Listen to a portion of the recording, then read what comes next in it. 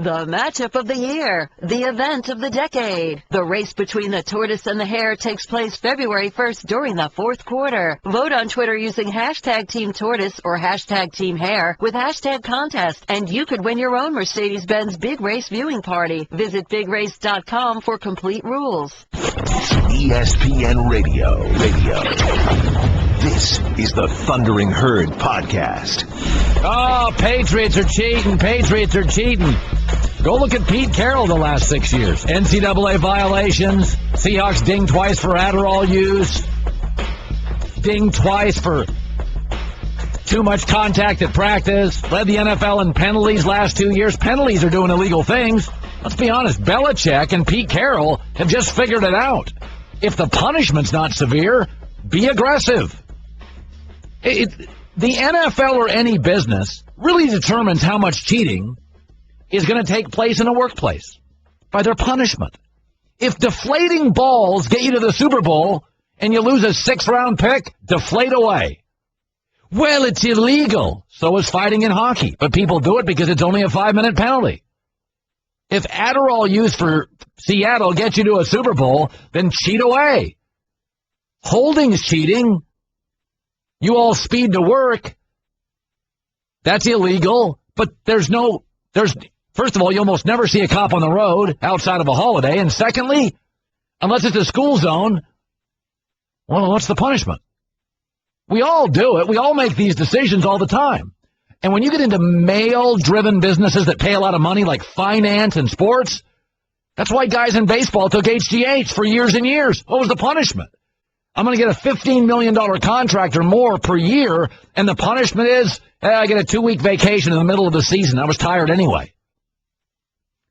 I'm not encouraging cheating. What I'm saying is you get male-driven businesses that pay a lot of money.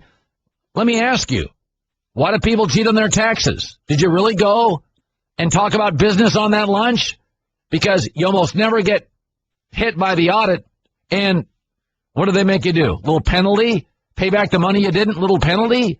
That's why people cheat on taxes. The more aggressive accountant wins. And increasingly, with IRS budget cuts, nobody's getting audited, they say. So that's why a lot of rich guys cheat. Rich guys are cheating because what's the price? They're never getting audited. So go look at the NFL, what nobody does anymore. Spygate. How come we haven't heard about Spygate in a long time? Because Belichick got fined $500,000 out of his pocket. That's real money. Okay, $500,000 is in Massachusetts. That's about $900,000 because you got to pay real money. Okay, then Robert Kraft got fined $250,000 real money, and they lost a 1st-round pick. That's why nobody does Spygate anymore. Bountygate. You don't hear about bounties anymore. Why? Because it wrecked the Saints season. It blew up the entire franchise. So nobody does Bountygate. But you know what people do every weekend? They hold. They substitute guys. They push the envelope on Adderall, and they deflate a ball, because what's the punishment? When you get out, guys are aggressive to a fault, right? Especially sports people. And then you give them big payoffs for winning, bonuses, $1 million bonuses. The downside is, you lose a 7th-round pick. That's the NFL's problem. That's not Bill Belichick or Pete Carroll's problem. That's why in hockey, you see a lot of fighting in the regular season, only a 5-minute penalty. But in the postseason, when you face better teams, you don't want to be a man down for 5 minutes. So fighting goes away. In the playoffs, fighting goes away. You can't be a man down. But in the regular season, if you go into an arena and you just want to prove something tonight, you face the team, they've pushed you around, we're going to make a statement. It's a mid-season game. We don't care. We're going to make a statement tonight. Can't do that in the playoffs. That's why fighting disappears in the postseason. So to me, this is an NFL issue. It's not a Bill Belichick issue. We all make decisions based on breaking laws, writing this off, writing that off. The only time we don't is when the punishment is swift and it's severe. And I said this yesterday. The 2 most aggressive cultures in the NFL, Seattle and New England, are in the Super Bowl. Are they the 2 best rosters? I don't know. Baltimore's roster, Green Bay's roster is pretty good. A lot of good rosters in this league. Houston's roster is interesting. And, people are saying, where are your morals?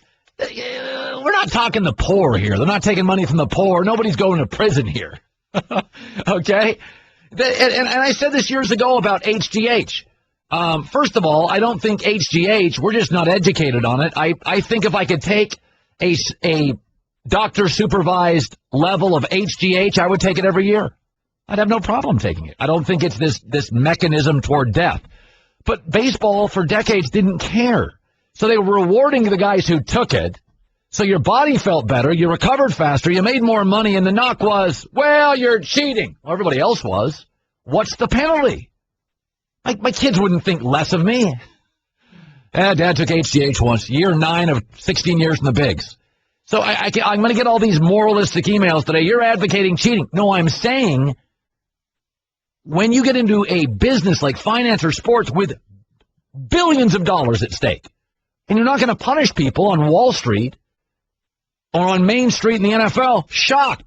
Seattle Seahawks have been the most penalized team in the league last 2 years. They could win 2 Super Bowls. So Pete Carroll saying, play aggressive. I mean, that's Pete Carroll's whole thing now.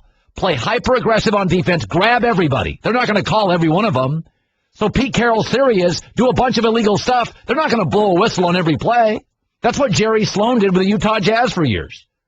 Just foul like crazy. A referee doesn't want to call every foul, and you'll really ratchet up. You'll really, you in the process of doing that, a coach sort of does his team a physical favor. The bad boys, they were so physical that refs don't want to blow the whistle the whole game, and so the bad boys literally elevated the level of physical play in the NBA. Because refs don't want to call a whistle on every play. So the Seahawks have done that. We're most penalized team in the league. Grab, clutch. They won't call it on every play and will really change how referees officiate games. They don't want to blow it every play. So aggressive wins in the NFL once again, and unless you're going to penalize, this is an NFL issue. It's not a Seattle, Belichick, Parcells, Pete Carroll issue. It's an NFL issue. Bountygate and Spygate disappeared. Severe penalties. Holding, not a severe enough penalty. Adderall, practice violations, this. Want more of the Herd? The Thundering Herd Podcast. Peter King joining us. Boy, it's the MondayMorningQuarterback.com this week is just packed full of good stuff. So, Peter, there's a sense that Bill Belichick pushes the envelope with league rules. But I was saying this morning, if you look at Pete Carroll, last 6 years, he's had an NCAA violation or 2, busted with Adderall, practice violations, led the league in penalties last 2 years. Couldn't I argue, Peter, that the 2 most aggressive coaches are in the Super Bowl? Well, and plus the 2 that, in essence, don't really care what the rest of the league think. I'll never forget on the night in 2012 that John Schneider drafted Russell Wilson. I called him and said, you realize what people around the league are saying about you, drafting Russell Wilson in the 3rd round. Everybody thinks it's two rounds too early, and, you know, they're rolling their eyes at you. And Schneider said, I don't care what people think. And as a good scout should say. And that is what that organization is, and they're doing enough of the right things. So why should they care what everybody else says? I read your stuff on MondayMorningQuarterback.com about Deflategate. Is it jealousy, or do we have an issue here? I don't know. We don't know yet. I mean, we'll find out, but clearly the Colts thought that there was something funny about the football that DeQuell Jackson intercepted in the first half. And, Colin, one of the things I wrote about today at the MMQB was, you know, I was fortunate enough last year to be with an officiating crew as they examined and prepared the balls and got them ready and, you know, made sure that every single one of them had between 12.5 and 13.5 pounds per square inch of pressure in them. I mean, I saw they prepared 48 footballs that way on an inclement day in Chicago, and they were very exacting. So if something happened to the footballs, you know, I don't know how it would happen, but it certainly would happen outside the purview of the official. Let's go to the Seattle-Green Bay game. Robert Klemko on your site had a breakdown of the fake field goal, which is just fantastic, and it really shows how situational the NFL really is. You know, we think about baseball as, you know, this historically the thinking man sport situational, but the Robert Klemko piece on your site about the Seahawks faking that field goal is fascinating. Basically, they only did it if one Packer showed up on the field.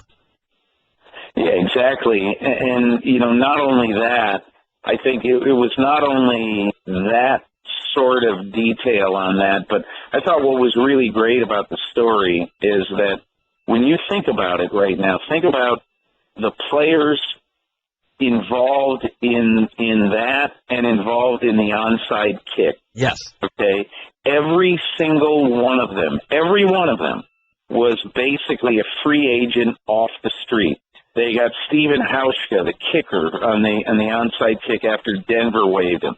They got John Ryan, the punter, who had been, I think, on the street with Green Bay, you know, a few years ago. Then, you know, obviously the Chris Matthews, who recovered the onside kick, is a street free agent. Gary Gilliam, who scored the touchdown on the fake field the fake field goal.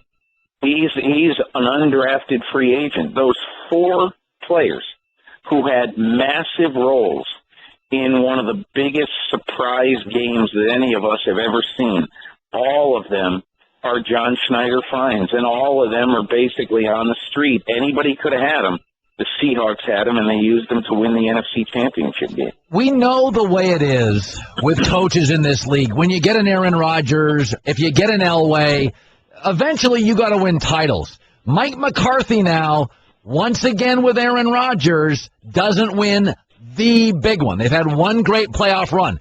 Now, I think he's a great coach, and I think most people around the league do. What do you think they're saying upstairs in Green Bay? Ted Thompson, the general manager, and Mike McCarthy have a lot in common. They are both very conservative football men. My biggest question would be, and what I would love to know, is whether Ted Thompson is okay on fourth down with the ball at the 1 foot line that you kick a field goal. And are you okay with the conservative play calling in the fourth quarter where, as it turns out, the Packers took the air out of the ball, no pun intended, too soon, as it turns out. So, I mean, to me, I think McCarthy was way too close to the vest in that game. This is not like you're playing a game against the 2000 Ravens or the 85 Bears, where the score is likely to be 13-7 or 14-10 maybe, but very low scoring. There's going to be some points scored in that game. And I think how he coached early and late was both, in my opinion, too conservative. Peter King, TheMoneyMorningQuarterback.com. Irsay said the Colts need to get tougher. I said yesterday, of the top 10 players in that game, take out Brady and Luck, 8 or 9 of the top 10 players, maybe outside of Avonte Davis, feel like they were Patriots. This feels in Indianapolis a little like John Elway in Denver, where he's carrying early in his career a pretty average roster. You know, people are banging on Luck today. I look at that roster, and I don't see a ton of stuff there. I mean, it's ridiculous to kill Andrew Luck over this game. First of all, the offensive line is an average group. Here's my biggest problem on defense. You know, Bjorn Werner is not even active for this game. Yep. You know, so that tells you that they really have questions about their 2013 number 1 draft choice and, obviously, you know, Trent Richardson, who they had to trade their 2014 number 1 pick to get. I mean, you could look back and say that, you know, both of those picks are on the way to be wasted. They desperately need somebody to get to the quarterback, and they need a much better run defense. I think Ryan Grigson, of all the general managers in the league, he really has his work cut out for him this offseason. Peter King, TheMoneyMorningQuarterback.com. Great talking to you, Peter. All the best, Colin. You're in the herd. The Thundering Herd Podcast. This is an article written in Sports Illustrated. The New England Patriots apparently are devious, rule-bending jerks. Even building Patriot Place, the shopping plaza surrounding the stadium, was merely an elaborate scheme to help Belichick cheat. Okay, this is Michael Rosenberg. He's a really good writer. All right. Michael Rosenberg. Listen to this. You know what's happening here? They're a dynasty, and everybody's tired of not only losing to them, but being intellectually mocked by them.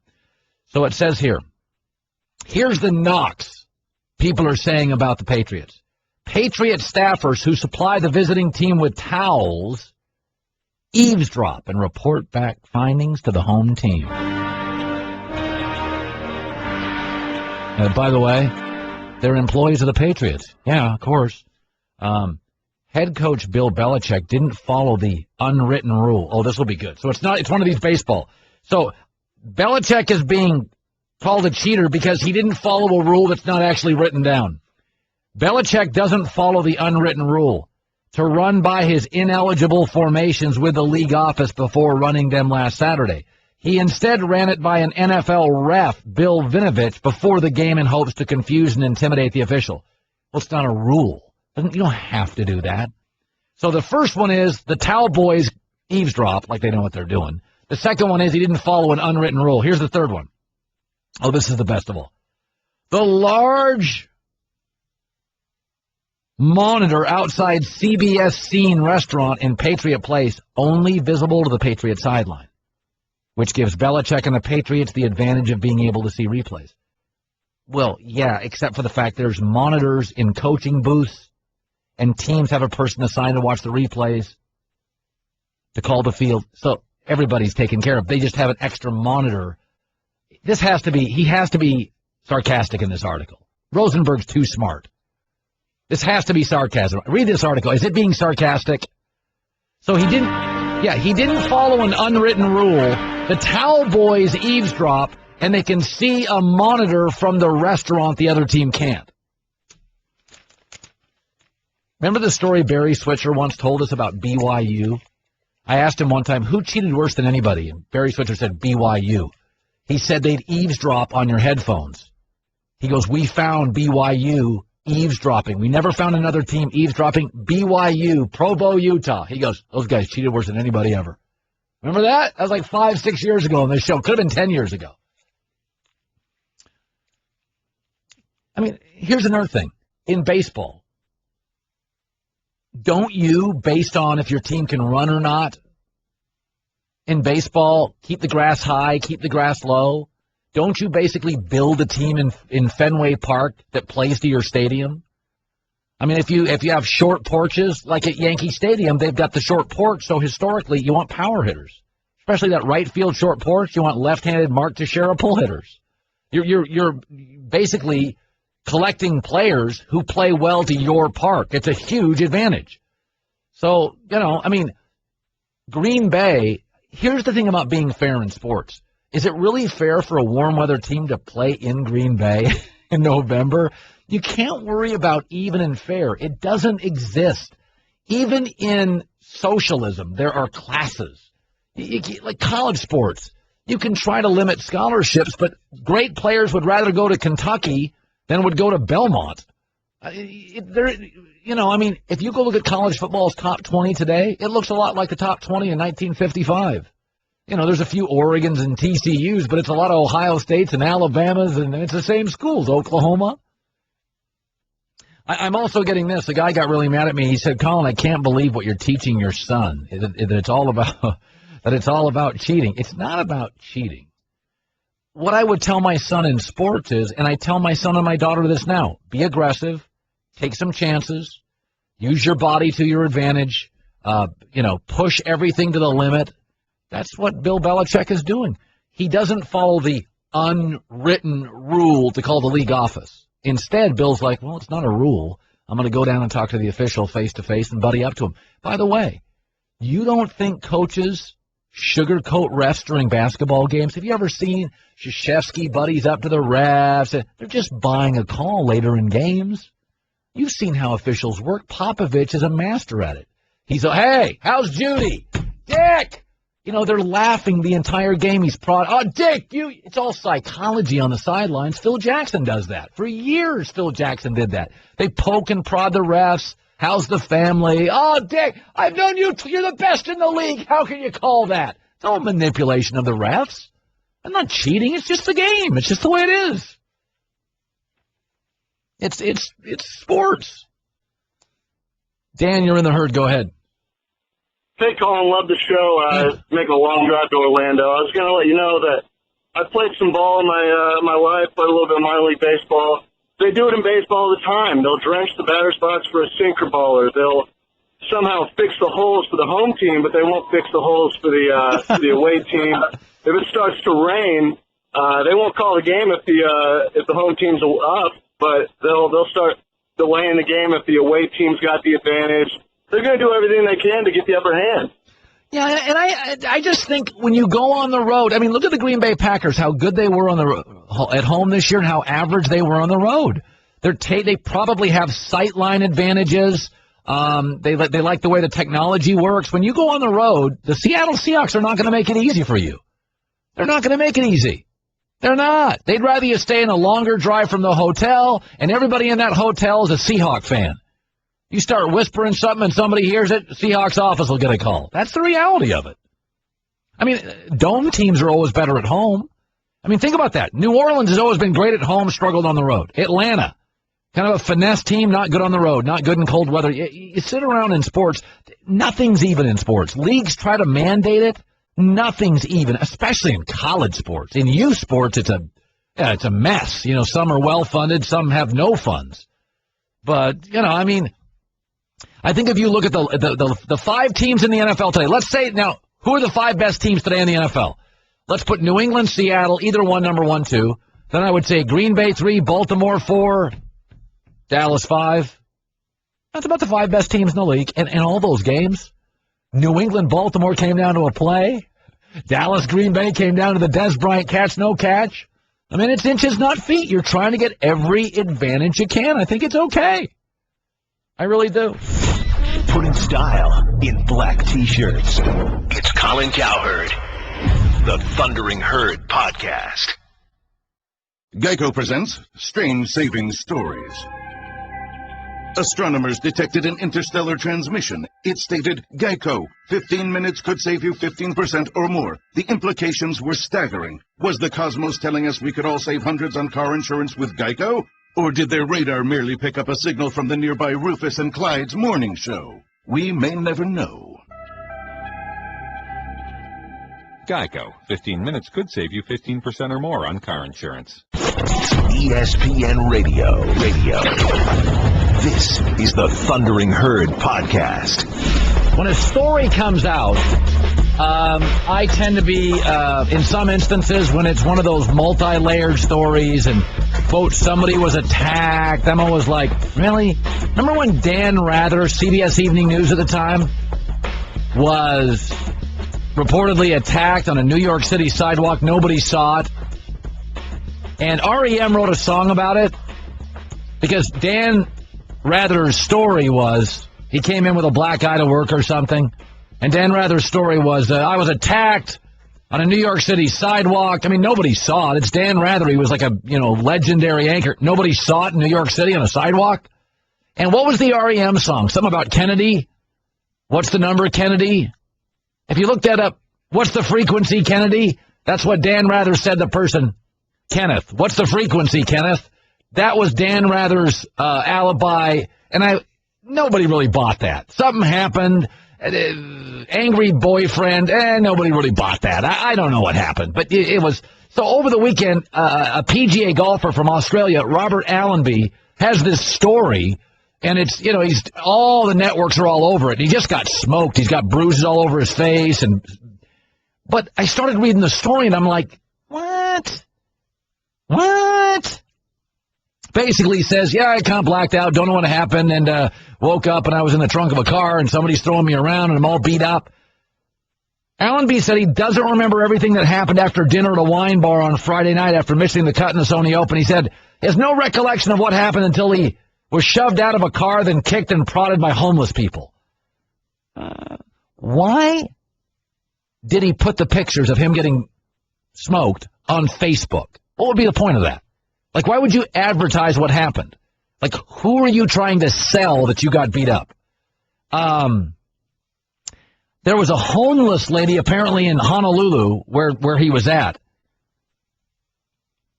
Her name is Sherade Keene. She told an Australian TV station she saw him only a mile from the restaurant, not the 6 miles that Allenby says is where he was dumped by his assailants. She's homeless, but lives near the area. Said in a separate interview with a Honolulu Star advertiser, she couldn't avoid seeing him sitting on a planet with a bloodied face. He was talking with 2 homeless guys. Then they started arguing, and I realized, this isn't going well. I need to get out of here. I just don't think this story doesn't add up to me. I'm going to be cynical on this one. And I know you think color me cynical. I lack compassion. First of all, Robert Allenby got scrapes in his forehead. Okay, he's going to live. He's fine. I don't buy the story. If a lot of people are insinuating, himself included, he thinks he got drugged, right? Well, then why don't you go to a doctor and say, I'm a pro golfer, I think I got drugged? Why would you not demand that? Why would you put the video on Facebook? You wouldn't. You'd hide this stuff. You'd be embarrassed, appalled, angry. You'd go to cops. When people start layering stories, like I always tell my kids, I can always tell when my kids are telling the truth because the answer's quick and easy. Once they start adding, and then the dog did this, and then my friend did this, and then she said this, I'm like, I don't believe the story. Let's just get to the point on the story. I'm sorry, you guys. This story is so, as I often say, kooky madooky. I don't buy this story. They have video of him leaving the restaurant with people. There's video, and he's like, I don't know who they are. I blacked out. If you were blacked out drunk, you'd be wobbling all over the place. Mike's a prosecutor. I'm sure online or on television you've seen this story. He told the Golf Channel, I don't know why nobody believes me. You're a prosecutor. Would you believe it? No, Colin, your analysis is right on. We have a thing called a sniff test, and it doesn't pass a sniff test. He probably was trying to get a hooker or maybe drugs and then got rolled, got beat up. The typical thing that happens, Colin, is, oh, yeah, I don't have any memory of what happened. This way they don't hold him to the story. He doesn't get his facts mixed up. So I think your analysis is right on point. I think it'll bear out, just like you say. Yeah, I was talking yesterday, and listen, I'll be the first guy to go on the air if this is proven. I have never in my life at 50, and I've had a few wild nights in Vegas. I've always remember what happened last night. Yeah, I mean, I've had a few wild nights, okay? Super Bowl, I'm going to be drinking every night with all the guys free on this company. Wine flowing, not paying a dime. But I'm going to remember what happens. And by the way, if you don't remember what happens, then you can't just walk on a video nonchalantly down the street with a bunch of people. And you don't remember who the people are? Color me cynical. Just don't buy it. Just don't buy that story at all. I said this years ago when Tiger Woods had his issues, right? Remember when Tiger Woods got busted and there was that he and his wife and they threw the clubs and stuff. And after that, for like 6 weeks, you couldn't get a picture of Tiger Woods in America. You can find the president. You couldn't find Tiger for 6 weeks because golfers live in a very insulated world of private jets and country clubs. And private jets go from different airports, and country clubs are on invitation only, right? So it's one of those things where golfers, more than any other sport, you know, they grow up upper crust a lot, and we're like, oh, those guys are good guys. I'm going to tell you something. Very few athletes drink, party, sex, cheat like pro golfers. And they live in a very insulated world, and they're protected by country clubs and private small airports and that kind of world, that corridor. And by the way, I think it's the hardest sport to be great at. I really do. I mean, for everybody that plays golf and the guys that end up on the tour, there's like 150 guys. It's incredible to be a tour golfer. You have to be so unbelievably gifted, mentally, physically. But I'll tell you, they live a lot crazier lives than you think. Golfers, you think, oh, they wear their slacks. Oh, it's upper crust. Golfers, bro, they party and they do it and you don't hear about it. I don't know. All right, Tom, go ahead. Oh, I was just the sniff test that previous caller was talking about. That's right on the money. Anytime somebody starts the story with, I don't remember, I was blacked out right off the bat, you know they're lying. I had a girlfriend one time, knew her for 2 years, never saw her blacked out one time. Went out with her other girlfriends, caught red-handed cheating on me. First thing out of her mouth, I was blacked out. I don't remember. Oh, yeah, right, yeah.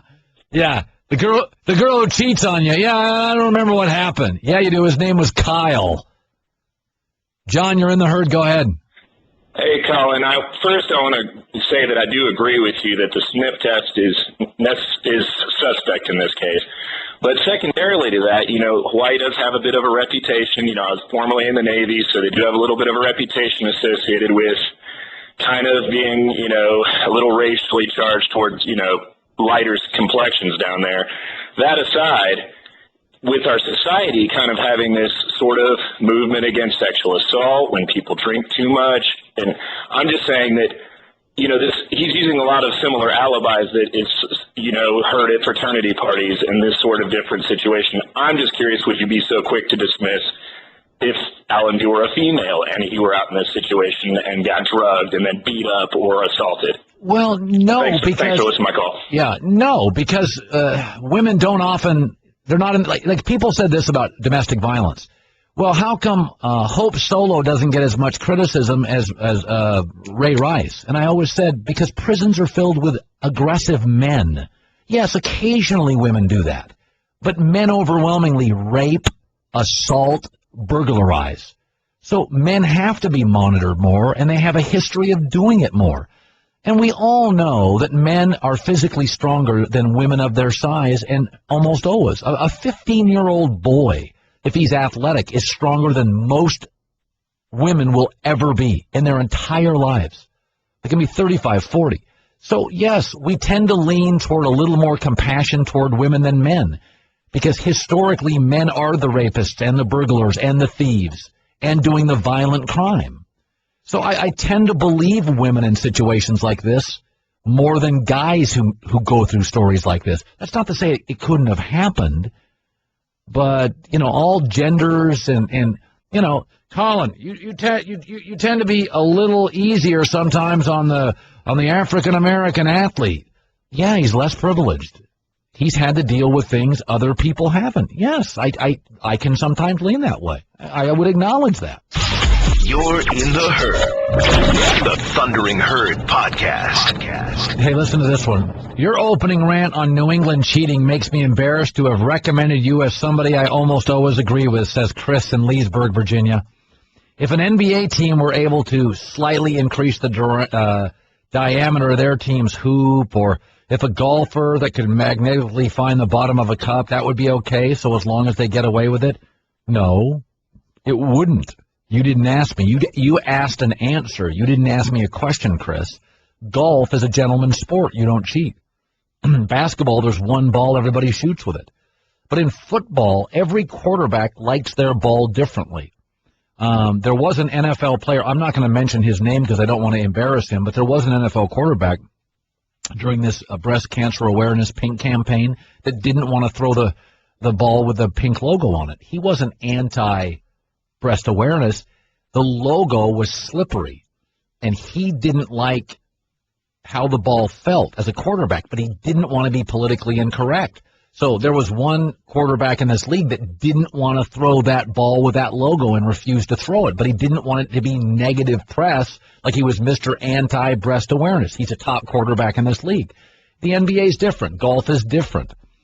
In the NFL, the teams come in with 12 footballs, and the quarterback, and the football is really largely irrelevant. I mean, it really is, except for the quarterback, and sometimes in bad weather, quarterbacks like a certain feel to it and scuff it up and put it in the dryer.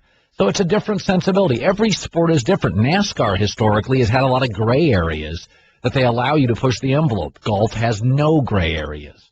College sports is different than youth and pro sports. The kickers have their own balls in football, and they kind of beat them up before they use them. So kickers use different balls than the quarterback does. And those are the two guys, kickers and quarterbacks, that are really, really in tune with the football. So I look at it different. And I don't know if this story holds water or not, but I know I've been told about Eli Manning. Tim Hasselbeck told me he always preferred the laces to be kind of elevated or pronounced. Some guys don't like when the ball's slick. Some guys want it roughed up more. Some guys have bigger hands. It's a non-factor. Some guys have smaller hands. So grip is more of a necessity. You know, one of the things about social media today is that LeBron James has to live in the Twitter universe where every shot in a big game is judged. You know, Michael Jordan had horrific games in the finals, but his team won, or they won the series, so he didn't have to live in that shot-by-shot world, which like LeBron does and Derrick Rose does. You know, it's funny, I saw some criticism for Andrew Luck. He got blown out. Basically, for anybody that's under like 40 years old, you don't remember John Elway. Andrew Luck and John Elway are like clones. They're both Stanford-educated, prodigies, football family, big brain, big risk takers. Elway was a turnover machine in his early years. One year, I mean, he had more interceptions than touchdowns his third year in the NFL. He was 11-5. He had 23 picks and 22 touchdowns.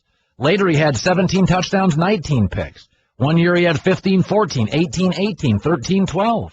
One year, he had 10 touchdowns, 17 picks. Elway was Andrew Luck. He is Andrew Luck. John Elway went to, if you look at their careers, it was Elway's fourth year, and it'll be Andrew Luck's fourth year next year. Elway breaks into the league out of Stanford. A lot of turnovers, a lot of interceptions, but big arm, big brain, carrying a bad Denver franchise. And he's carrying them into the playoffs, but every time they'd get to the Super Bowl, 3 straight, they got smoked. Like just destroyed by the Redskins. I think they played the Giants once, the Redskins once, and they just got their head kicked in. And everybody for a long time, 49ers was the other one. Everybody for a long time is, well, Elway can't win the big game. No, Elway was carrying the franchise like Luck is. And then later in his career, he got a better defense, and he got Terrell Davis, and John Elway won Super Bowls. But Luck right now, whereas John Elway had to face those great Niner teams or Giants, and he could never kind of get over the hump for like 12 years. Well, Luck right now is facing Brady and Belichick, and they smoke him every time they play him. But like Elway early in his career, he's just got an average roster. So Michael Jordan for years couldn't get past the Detroit Pistons. You know, but we live now in a shot-by-shot, game-by-game world where a lot of the people who are sports fans, according to my research, are 18 to 33 because they're not married yet, they don't have kids, they watch more games, they're on Twitter more. They don't even know the Elway story. They don't even know the Michael Jordan story. Oh, LeBron hasn't won in 6 years. Michael Jordan, after his freshman year at North Carolina, to his first NBA title, went 8 years where he, quote, couldn't win the big one. And then he got Pippen, Phil Jackson, Dennis Rodman, Steve Kerr. Their lineup, he had the best European player, the best shooter, the best defender named Scottie Pippen. Those Bulls teams were loaded. They weren't all Jordan. When it was all Jordan, they couldn't get past Detroit. First 6 years in the league, he couldn't get out of the playoffs. Some years he couldn't get out of the first round. So Andrew Luck is John Elway. It's the same story. Stanford, prodigy, football family, big brain, lot of picks, carrying a franchise, getting to the playoffs farther than anybody expects, but can't get past, often blown out by the better team, better coach, more experienced quarterback. It's the exact same career. You go Google John Elway and look at him. Look at all of his interceptions. There were years he had more interceptions than touchdowns, a lot of them. And you go look at his playoff losses. He got destroyed in Super Bowls. I don't even know what the scores are, but a couple of them were like 38-10. And what were they, Stanzik? You're the robot here. It's 39-20, 41-10, 55-10. Okay, so there you go. There was a long stretch in the NFL where Super Bowls were blowouts for 15 years. We've gotten very lucky. Last year was awful. That last year's Super Bowl is what it was like for about a decade. And then we went on a really good streak where we got about 8 of 12 were really, really exciting. I think this one will be close. I mean, both the Patriot-Giants Super Bowls have been nail-biters, takes one great throw by Eli to win the game. I think this is a really good Super Bowl. This feels really close to me. I'll take New England really close. Technology gone bad. Gone bad. This is the Thundering Herd podcast. So this story didn't get a lot of play yesterday, but the Washington Nationals went out and landed Max Scherzer. And first of all, the owner of the Nats is like 90 years old, Ted Lerner. He's all in. He just wants to win a title. And it's funny because I have a friend who's a huge Mets fan, and he's like, this is the year, this is the year, this is the year. And I'm like, have you looked at the Nationals rotation? You have Matt Harvey off an injury and a bunch of kids. They're going to have Scherzer, Strasburg, Gio Gonzalez, Doug Fister, Jordan Zimmerman. Doug Fister could be their 5.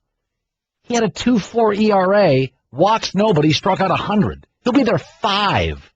And these are guys that are proven go-to guys. And I'm telling you, right now the Mets are reluctant to spend money. The Nats have an old owner. He doesn't have long to be around probably. He is completely all in. Look at that. This is an all-time staff. Scherzer, Zimmerman, Strasburg, Gio Gonzalez, and Doug Fister. Fister's your 5? Fister on an average team's a 2. On a good staff could be a very solid 3. He'll be a 5 for them. And by the way, Bryce Harper is eventually going to pop. He's been kind of a disappointment. Kind of a clown bro. And he gets hurt a lot. When that guy pops, that's like the Baltimore Orioles staff of the 70s. Isn't Zimmerman a free agent, or is that next year?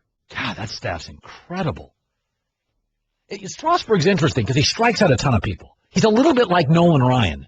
He's not going to have a great record, but he's going to lead the league or be top 2 or 3 in strikeouts. What was Steven Strasburg's record last year? He's kind of a 500, 14-11. Nolan Ryan did that a lot, where Ryan you wanted to pay to watch him. He threw gas. He struck everybody out. He was never a 22-game winner. Go punch up Nolan Ryan right now. And I always said about Nolan Ryan, he was fat. When you saw on a marquee driving by the Big A in Anaheim, Nolan Ryan pitching tonight. As a kid, you were like, oh, look at Nolan Ryan's records. 14-12, 17-18, 19-16, 10-13, 16-14, 11-10, 16-12, 14. Those are his, let's see. Nolan Ryan won, how many times did Nolan Ryan win over 20 games? Twice. 73-74 with the Angels. Yep. And then he was like a 10-game winner, 11-game winner, 12-game winner. I mean, Nolan Ryan, the heart of his career, was like 72-77. That's it. And after that, he was like 12-11. And it was 8-16 and 87. I mean, he pitched forever, but Nolan Ryan he won. How many games did he win in his career? 27 years. How many games did Nolan Ryan win? He run 320 and he lost 290. And that was kind of Nolan Ryan. And then Strasburg, and what's Strasburg's record? Now punch up Strasburg. He reminds me a lot of Nolan Ryan. So he has been so far, there you go. 5-3, 1-1, 15-6, 8-9, 14-11. And he throws absolute gas. What are his strikeouts? Yeah, he's got a lot of strikeouts.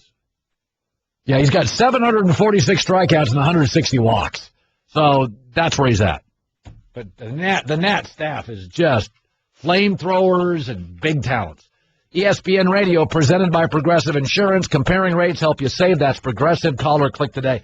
Am I the only ones over like Derrick Rose? Like last night, Cleveland beat Chicago, and Derrick Rose is complaining. Chicago's not playing great defense right now, and the reason, I think, is because they're actually got a bunch of good offensive players. Jimmy Butler's now an all-star. Pau Gasol, Dunleavy's hurt, but, they've added, what's the kid out of Creighton? Doug, was it McDermott? So they've added offensive players. So they don't have to play the kind of defense they've had to in previous years to win games. So in Chicago, everybody's saying, what's happened to the Bulls defense? What's happened to the Bulls defense is their offense. Is that they got scorers now. And Joakim Noah's hurt, Dunleavy's hurt. But, I mean, they got Rose. Jimmy Butler's an all-star. Pau Gasol can give you 17. Joakim Noah gives you 13. McDermott can shoot. Dunleavy. So the bottom line is there's a reason supermodels aren't engineers. They don't have to be. Once you get good on offense, just in human nature is you're not going to grind on defense. It's very rare that you get a Michael Jordan who's great and a grinder. That almost, usually the grinders are the average talents, and the really good talents don't work as hard. When you get a superstar, is you get Peyton Manning, who's a great talent and a grinder. Or you get Michael Jordan, who's a great talent and a grinder. But generally speaking, in the NBA, those Lakers teams with Magic, they were so great offensively. They were very rarely a lockdown defense. Here's Derrick Rose being frustrated after losing again last night. Everybody has to be on the same page. Until then, we're going to continue to get our ass kicked. We got to give a better effort. It seems like we're not even competing, and it's irritating. They're 16th in defense this season. Last year, they were first. So everybody's like, well, why? What's happening? A, you got new guys, and B, you're much better offensively. Jimmy Butler's a real player. I'll tell you, the two guys that have come into this league, and I don't remember them being college stars at prominent programs, Jimmy Butler and Kawhi Leonard have come into this league, and they are great young players. They are terrific young players. Kawhi Leonard, excellent perimeter defender, supposed to be a great kid, quiet, hardworking. And Jimmy Butler's one of those guys a couple years ago, they put him on LeBron, and you're like, kid can play. Colin Cowherd. The Thundering Herd Podcast. I'm not going to lie. I love Scottsdale, Arizona. That's where we're staying for the Super Bowl for a week. Tom Brady's my favorite quarterback of all time. And I'm from the Pacific Northwest, and I get the Seahawks. So it's not a terrible week. I'm not going to lie to you. It's not the worst thing that's ever happened in my life. It's nothing against the Baltimore Ravens taking on the Carolina Panthers. I'm sure that would have been a riveting Super Bowl. But I'm lucky because the next two Super Bowls are in Phoenix, and it's Glendale, but we'll all be hanging out in Scottsdale. And then the one after that is Santa Clara, which is great for me because those are two of my favorite places in the country, Scottsdale and Northern California. I feel bad for Mike and Mike because they do a show that starts early.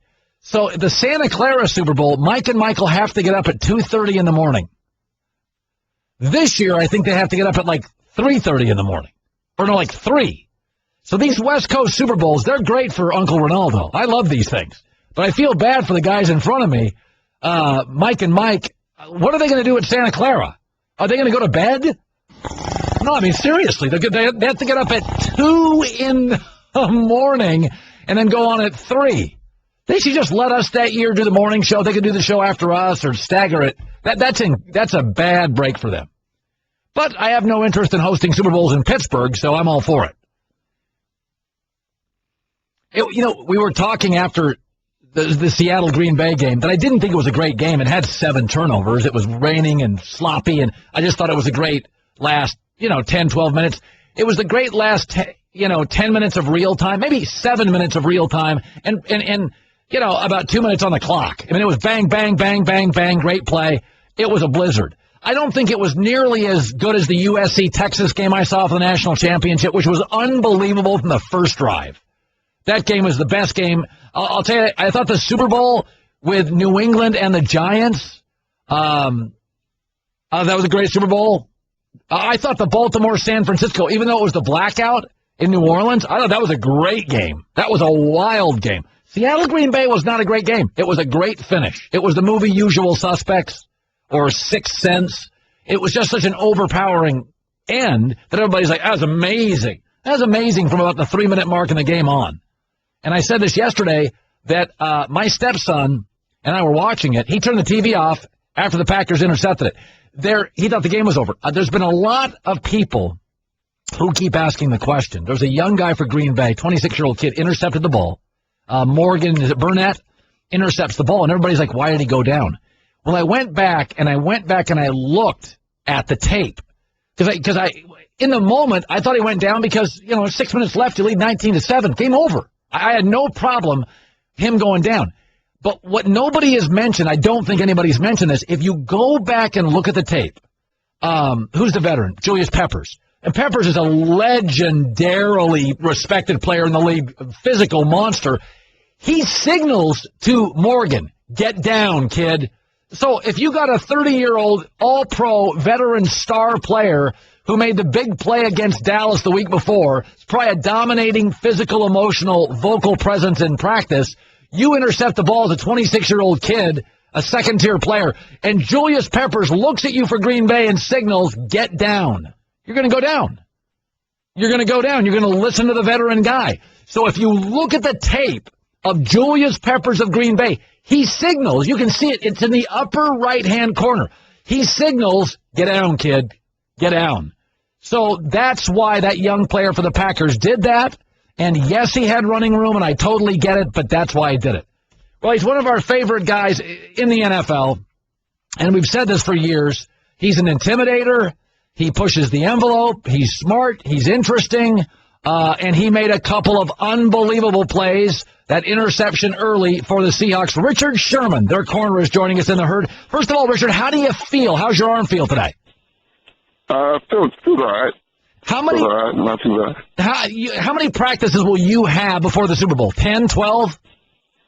I honestly don't know. I think we got 3 this week, and I guess 4 or 5 when we get there. So probably around 8 or 9. So will you be able to practice most of the time? I don't miss practice. I do not miss practice, so I'll be out there. Were you surprised at all, Richard? I mean, first of all, a lot of guys avoid you. You see it all the time. Guys go to the other side of the field. Some people were surprised the Packers didn't go after you after you hurt your arm a little bit. How surprised were you?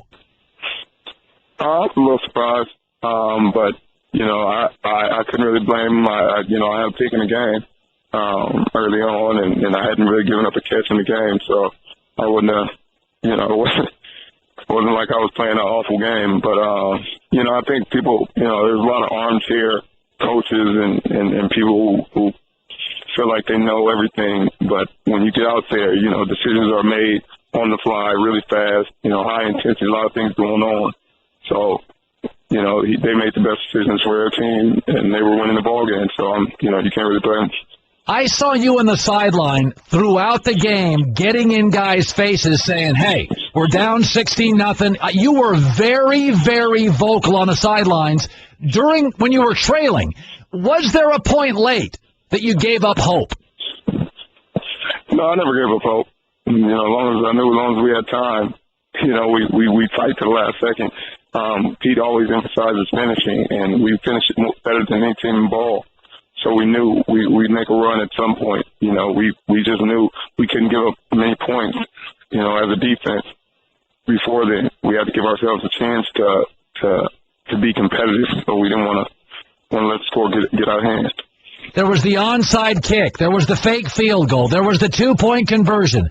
Was there a play in that game, Richard, when you're in the moment, high energy, and you went, oh, boy. Oh, okay, the tide has turned. This is our football game.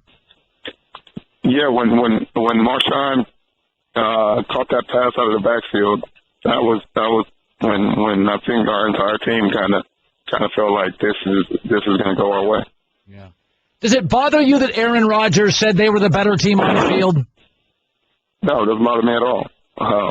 He has the right to say whatever he wants. They played some great ball for 3 3/4, but they weren't the better finishing football team.